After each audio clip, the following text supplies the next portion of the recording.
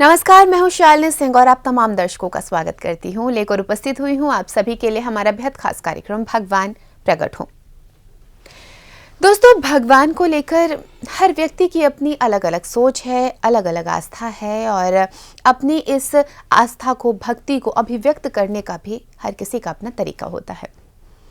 अब जब बात आती है भगवान प्रकट हो कार्यक्रम में बोले गए बातों को समझने की, तब आप में से बहुत सारे लोगों के मन में ये सवाल आता होगा और आप कहते भी होंगे, सुना भी होगा कि भगवान तो हमारे भीतर हैं।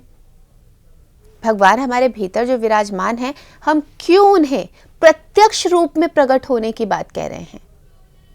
ये सवाल जरूर आपके मन में आता होगा, मेरे मन में भी आ रहा है।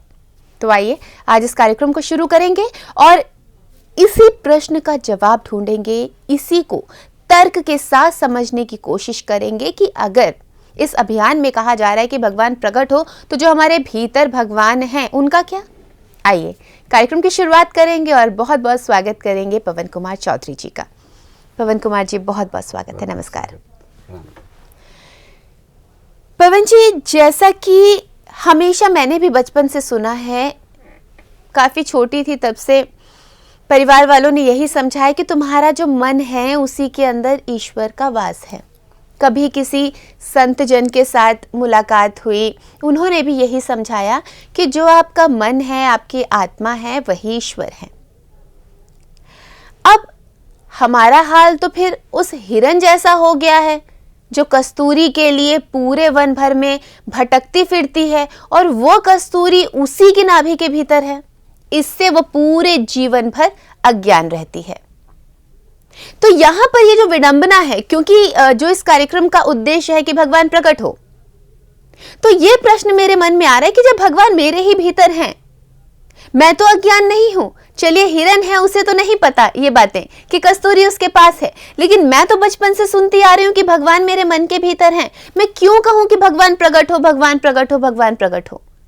मैं उस सवाल का आपसे जवाब चाहती हूं। बहुत सुंदर, बहुत सुंदर, बहुत सही कहा आपने। हम आज तक क्या, अभी भी रोज सुनते आते हैं कि मृग नाभि कुंडल बसे और मृग ढूंढे बन माही, ऐसे घट ब्रह्म है दुनिया जानत नाही। कि भगवान जो है वो हमारे अंदर ही है, उसे बाहर क्यों ढूंढना?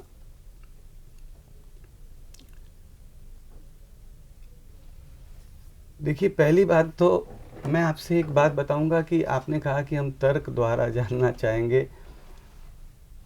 ये जो हमारा मिशन है, किसी प्रकार से, कोई प्रकार से, किसी भी तरीके से कोई ज्ञानियों का, कोई या कोई भक्तों का, या कोई विशेष का, या कोई समझदार का, या तर्क से कोई हम समझा दें या इतने हम समझदार हैं, ऐसे नहीं, ऐसा कुछ भी नहीं है। ये एक सीधा, सिंपल, साधारण सा मिशन है और इस मिशन में जितना हमें समझ इस हमारे अभियान के बारे में आता है, हम आपके सामने रखने का प्रयास करते हैं। लेकिन कोई हम ये दावा नहीं करते कि भाई हम बहुत ज्ञानी हैं, हम बहुत तार्किक हैं, हम बहुत जानते हैं। कुछ नहीं जानते, कुछ नहीं जानते, कुछ नहीं जानते।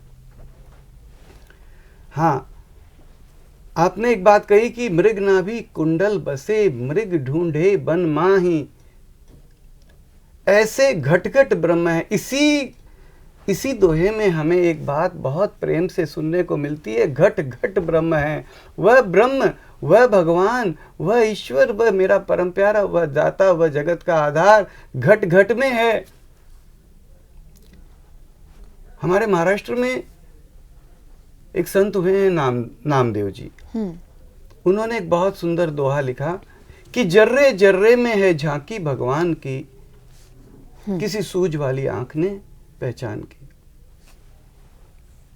वह भगवान जर्रे जर्रे में है। जिससे भी पूछो तो भगवान कहेगा कि भगवान कण कण में है, हर जगह मौजूद है, हर समय मौजूद है। उसे देखने, उसे सुनने, उसे सुनाने हमें कहीं भी, कभी भी, कहीं भी जाने की जरूरत नहीं है। मुंह खोलने की भी जरूरत नहीं है। हमने मन ही मन कहा हमारा कोई भाई बीमार है, हमारे मन से हम एक आवाज़ देते रहे भगवान मेरा भाई बीमार है। हमारे बगल में कोई बैठा, उसे भी नहीं सुना, लेकिन उस परमात्मा ने, उस ईश्वर ने सुन लिया। हम जहाँ होते हैं वहाँ से हम सभी मानते हैं कि वह भगवान जर्रे हर कण कण में है, हर जर्रे जर्रे में है, हर रोम रोम में है। तो पहली बात हमारा हाथ जोड़कर एक निवेदन है कि हम उस परमात्मा को, उस भगवान को, उस ईश्वर को, उस हमारे प्राणपति को, उस खुदा को, उस वाहेगुरु को क्या हम एक मृग की नाभि के साथ कंपेयर कर सकते हैं? मृग की नाभि तो मृग के अंदर है, मान लिया, लेकिन वह केवल मात्र मृग के अंदर है, वह मृग के बाहर नहीं है, वह हर कण कण में नहीं है, वह चेतन नहीं है, वह परम चेतन नहीं है। वह तो मृग की नाभि एक जड़ चीज है जिससे सुगंध आ रही है, और वह हिरण देखता है कि भाई वो सुगंध कहां से आ रही है, वो दौड़ता है, वो चारों तरफ ढूंढता है, चारों तरफ है नहीं नाभि, चारों तरफ वह मृग की कुंडल, मृग की जो जड़ी बूटी है जिससे सुगंध आती है, वह चारों तरफ है नहीं, वह उसी के अंदर है। इसीलिए हम ये कहते हैं कि मृग ढूंढे बन माही। लेकिन हमारा भगवान मृग नाभि की तरह से ऐसा नहीं है कि केवल अंदर ही है, बाहर नहीं है, वह तो कण कण में है। हर व्यक्ति कहता है, हर जगह पे, हर रोम रोम में उसका वास है। हमारे पिछले एपिसोड में भी अपन ने इस बात पर थोड़ी सी गौर किया था कि आप एक हिंदू से पूछेंगे, वह कहेगा नहीं नहीं भाई, भगवान हरि हरि व्यापक सर्वत्र समाना, सर्वत्र समाना।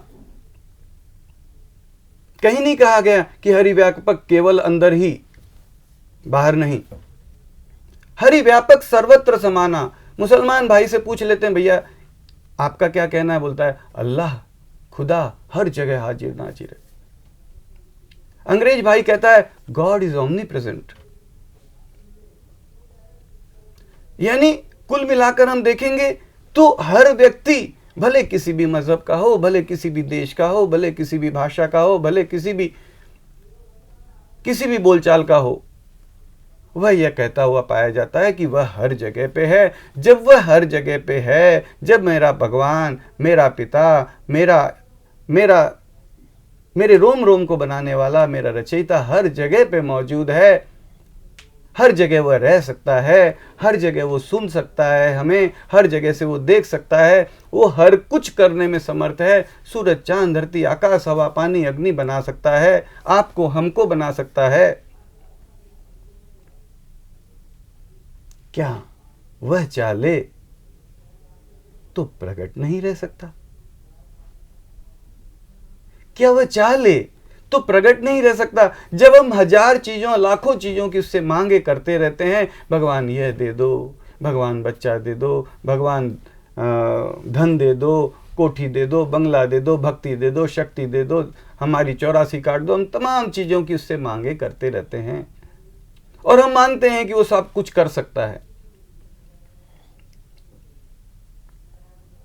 क्या वह प्रकट रहने वाले काम में किसी भी तरीके से, किसी भी मायने से, किसी भी आधार से क्या वह इनकैपेबल है, असमर्थ है? नहीं नहीं नहीं नहीं, कदापि नहीं।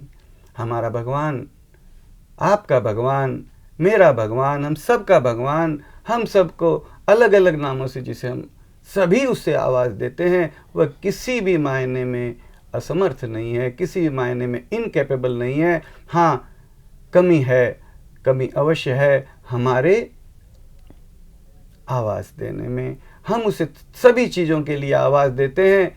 हम जब प्रकट होने की बात करते हैं तो तमाम प्रकार की ज्ञान, ध्यान, अरे भाई वो हर जगह पे है। हम मानते हैं क्यों ना हम एक आवाज़ दे दें बस कि भगवान प्लीज़ प्रकट रहे, भगवान प्लीज़ प्रकट रहे। हमने और तो तमाम आवाज़ें दी, हम तमाम चीज़ें, भाई भगवान मेरा भाई बीमार है ठीक कर दे, मेरा बेटा बीमार है ठीक कर दे, हमें ये गाड़ी दे दे, हमारे व्यापार के अंदर नुकसान है ठीक कर दे। हम तमाम बातें करते हैं, तब इतनी विचार नहीं करते, इतनी बैठकर गोष्ठी नहीं करते कि ये भगवान कैसे करेगा, ये कैसे करेगा। लेकिन अगर हम एक सिंपल सी मांग करते हैं, हम ये नहीं कहते कि भगवान प्रकट हो जाएंगे, हम ये नहीं कहते कि कोई हमारे यहाँ कोई इस मिशन में कोई गुरु है, हम कोई ज्ञान देते हैं, हम कोई भगवान को प्रकट करवाते हैं। हाँ, एक आवाज मात्र देते हैं, भगवान प्लीज प्रकट हो, एक प्रार्थना करते हैं। तो इसमें हमारा इतना विचार क्यों? हम क्यों उस भगवान से ये सोचें कि वो नहीं कर सकेगा, नहीं कर सकेगा, प्रकट होगा, वह तो अंदर है बाहर नहीं है। हम उसे एक आवाज दे रहे हैं, आगे वह जाने, उसका काम जाने। हम नहीं प्रकट होगा, मत प्रकट हो, तू भगवान लाख बार मत प्रकट हो, हम तुझे करोड़ बार पुकारने का प्रयास करने की भी कोशिश करेंगे। शायद है कि हम कल पुकारना तो दूर, पुकारने का प्रयास करना भी छोड़ दें। हम प्रयास भी कल, लेकिन प्रयास करने की कोशिश तो हम कर रहे हैं, करेंगे जितना बन पाएगा। भगवान प्लीज तुरंत प्रकट हो, तू नहीं प्रकट होगा मत प्रकट हो, तू लाख बार मत प्रकट हो, तू करोड़ बार मत प्रकट हो, तू अरब बार मत प्रकट हो, हम चले जाएंगे। इस अभियान का, इस छोटे से मूर्खतापूर्ण प्रयास का एक ही नारा है कि जाएंगे इस जहां से। इस जहां से हम भी कल चले जाएंगे, हम इसमें नहीं रहेंगे। कल हो सकता है हम आप सब कुछ नजर आए, हम यहाँ पर नजर ना आए, हम यहाँ पर नहीं रहेंगे, हम कल यहाँ से चले जाएंगे, विदा हो जाएंगे, लेकिन तुझे बुला कर जाएंगे। तू सुनता है ना? यहाँ पे 750 800 करोड़ में से कम 90-95% लोग तो ये मानते ही हैं कि वो है और सुनता है।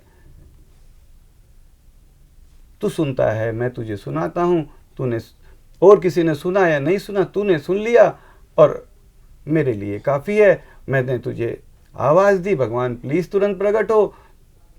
तू नहीं प्रकट हुआ, मैंने दूसरी चिट्ठी दे दी, भगवान प्लीज़ प्रकट हो।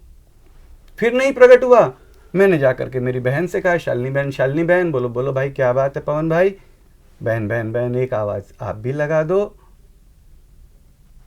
क्या इसमें कोई चंदा देना पड़े? नहीं बहन कुछ नहीं। अच्छा मैं भी आवाज़ लगा दूंगी। एक आवाज़ आपने लगा दी, मेरे भगवान के कान में 2 आवाज़ चलेगी, आपके भगवान के कान में 2 आवाज़ चलेगी। नहीं प्रकट हुआ, कल आपने 2 को कहा, हमने 2 को कहा, ये अभियान हो गया।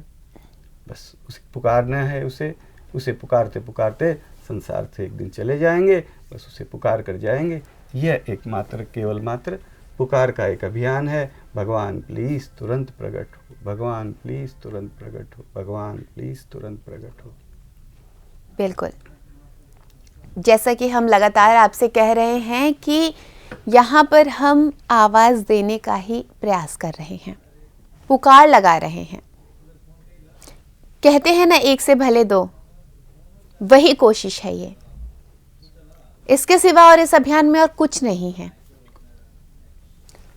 ना कोई सेवा देने को कहा जा रहा है, ना कोई चंदा देने को कहा जा रहा है, ना आपसे किसी तरह का वादा किया जा रहा है कि आप आवाज देंगे तो उसके बदले में हम आपको ये दे देंगे या भगवान आपको कुछ दे देगा। बस बिल्कुल, सिर्फ और सिर्फ मिलकर आवाज देना चाहते हैं और संदेश जनमानस तक पहुंचाना चाहते हैं कि आप भी आवाज दीजिए अपने परमपिता परमेश्वर को। बस इस अभियान का मकसद यही है।